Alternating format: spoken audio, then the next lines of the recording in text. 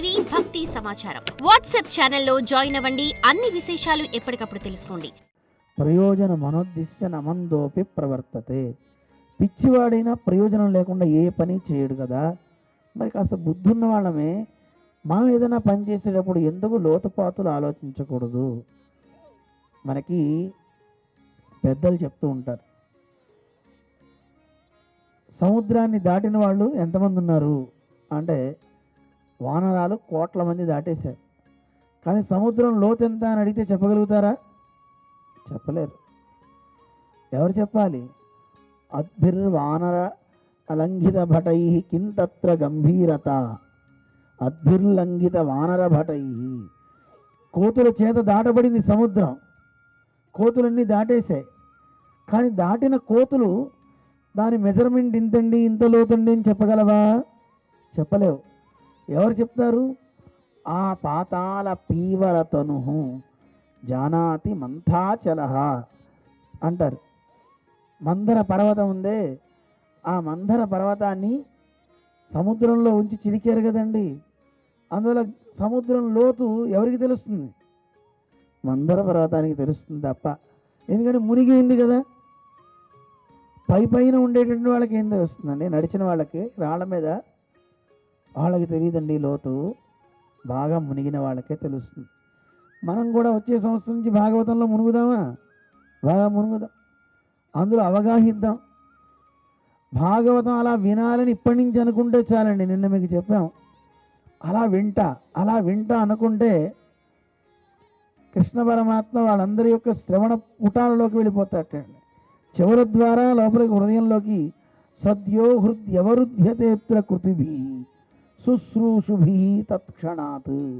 శుశ్రూష అంటే శ్రోతుమిచ్చు, శుశ్రూష శ్రోతమిచ్చ, శుశ్రూష శ్రోతం ఇచ్చ అంటే వినాలనే కోరిక.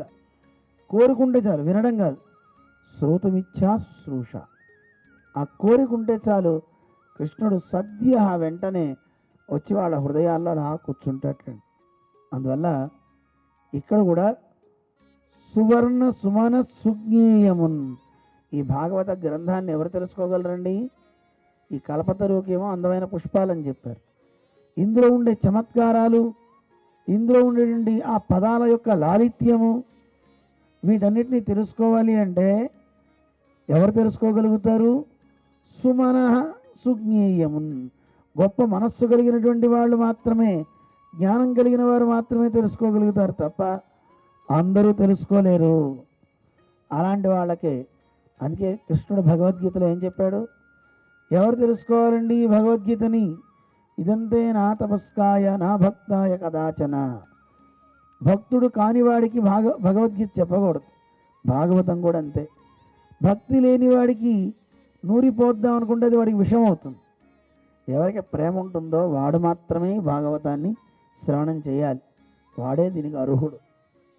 వాడు మాత్రం ప్రేమ ఉంటేనే ఇక్కడ వచ్చి కూర్చుంటారు. ఇంత దూరం వచ్చి, ప్రేమ లేకపోతే ఇంత దూరం ఎవరు వస్తారండి? కరీంనగర్ ఊరు బయట రారు కదా. ఊరి నుంచి ఇంత దూరం వస్తున్నారంటే ఎంత మీకు దాని మీద, గ్రంథం మీద, దైవం మీద నిష్ట ఉంటే ఇక్కడికి వస్తారు. అందువల్ల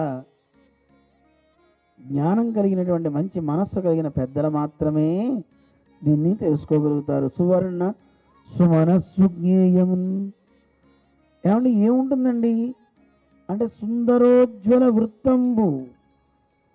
ఆ వృత్తం అంటే ఆలవాలం చుట్టూతో ఉంటుంది కదండి. ఆ ఆలవాలం అంతా కూడా చాలా సుందరంగా ఉంటుందటండి. దీనికి ఉజ్వలమైనటువంటి కాంతులతో శోభిల్లుతూ ఉంటుందట ఇక్కడ ఈ భాగవతం అనే గ్రంథము. రెండిటికి చెప్తున్నారు. మరి ఈ చెట్టుకి ఫలాలు ఏమున్నాయండి? మహాఫలంబు. భాగవతం అనేది ఒక కల్పవృక్షంగా చెప్పుకుంటే ఆ కల్పవృక్షానికి మహాఫలం ఒకటి ఉందటండి. వాడు కోరుకున్న కోరికలన్నీ తీరుస్తూ ఉంటుందట. అర్ధ కామ మోక్షాలు అంటారు కదా. అదే మోక్షం తప్ప మిగతా 3 ఇస్తూ ఉంటుంది కల్పవృక్షం. మోక్షం ఇవ్వలేదండి. 3 ఫలాలంటే అర్థం కావాలా, డబ్బులు తీసుకో. కోరికలు ఏమైనా ఉన్నాయా తీసుకో, ఏది కావాలంటే అది. అలాగా అర్ధ ధర్మ కామాలు 3టిని తీరుస్తూ ఉంటుందట కల్పవృక్షం. కానీ ఈ భాగవతం అనేటువంటి గ్రంథరాజం ఇచ్చే ఫలం ఏమిటి? మహాఫలం అంటున్నారు. ఆ మహాఫలం అంటే ముక్తి. మిగతా మూడిటితో పాటు మోక్షాన్ని కూడా ఇచ్చేస్తుందండి. మహాఫలంబు విమల వ్యాసాల వాలంబునై వెలయన్.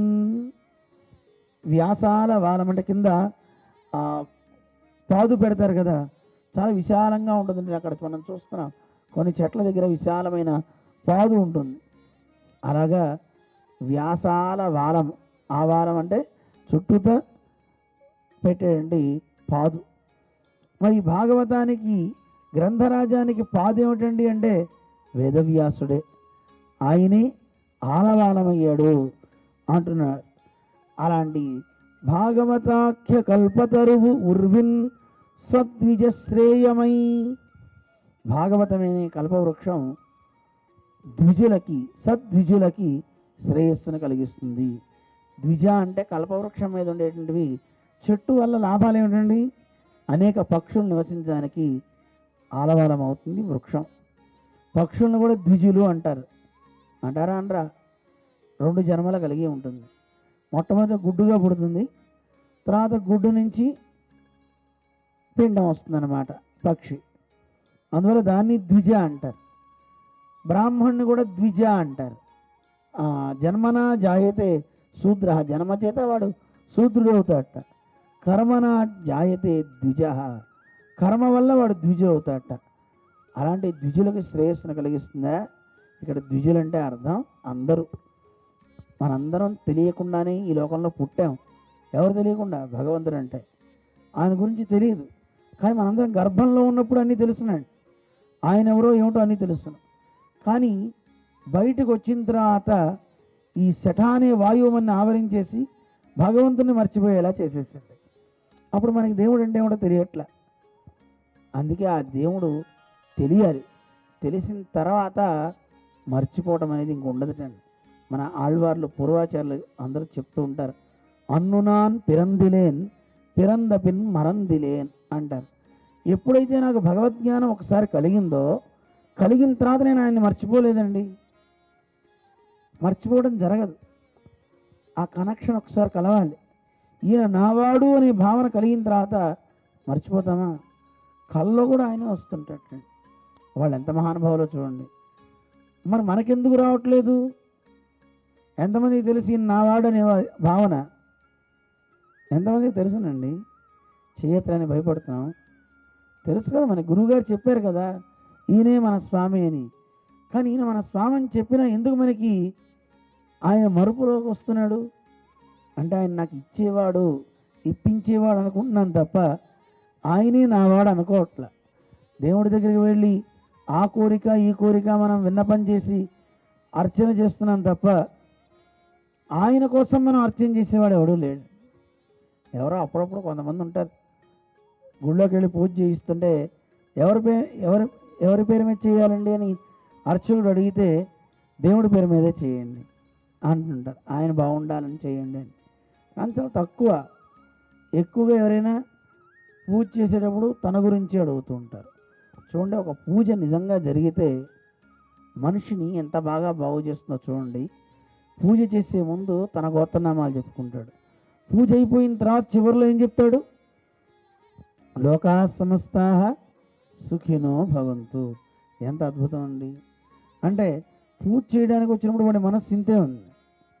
ఆ తర్వాత వాడి మనస్సు పెరిగిపోయింది, పెద్దదైపోయింది, విశాలం అయిపోయింది. అలా చేస్తాడు పరంధాముడు. పర్వాలేదు, అలా మనస్సున్నారా, నన్ను అర్చించు అంటున్నాడు స్వామి. అలాంటి మనందరం కూడా మొట్టమొదట ఆయన తెలుసుకోవాలా.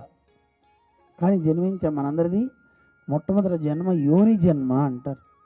అంటే తల్లి గర్భం నుంచి మనందరం పుట్టాం, అదొక జన్మ. అయితే దేవుణ్ణి తెలుసుకున్న తర్వాత గురువు దగ్గరికి వెళ్ళి సమాశ్రయణం అయిన తర్వాత మనందరికీ 2వ జన్మ వచ్చింది. దానికి ఏమని పిలుస్తారు? జ్ఞాన జన్మ. ఆయన్ని వరించాం, పరమాత్మని పాదాలు పట్టుకున్నాం, తండ్రి నువ్వు నావాడివి అన్నాం. అప్పుడు మంది 2వ జన్మ అయిందా లేదా? అప్పుడు మనం కూడా ద్విజులమైనా కాదా? అందుకే ఈ లోకంలో ఉన్నటువంటి వారందరినీ అనుగ్రహించడానికి భాగవతాఖ్య కల్పతరు ఉర్విన్ సద్విజశ్రేయమై. సద్విజులు అంటే పరమ భాగవతోత్తములు. అలాంటి వారిని బాగు చేయడం కోసం ఈ లోకంలో వెలిసిందండి భాగవతం అనే గ్రంథము, భాగవతం అనే కల్పవృక్షము అని. చూడండి, ఒక శ్లోకం ఒక రకంగా చెట్టు గురించి చెప్తున్నారు, ఇంకోటి గ్రంథం గురించి. ఒకే పద్యంలో ఎన్ని భావజాలాలు పొందుపరిచి ఉంచారో చాలా అద్భుతమైనటువంటి కవితా వైభవం అన్నమాట. For more videos like this, subscribe Big TV channel.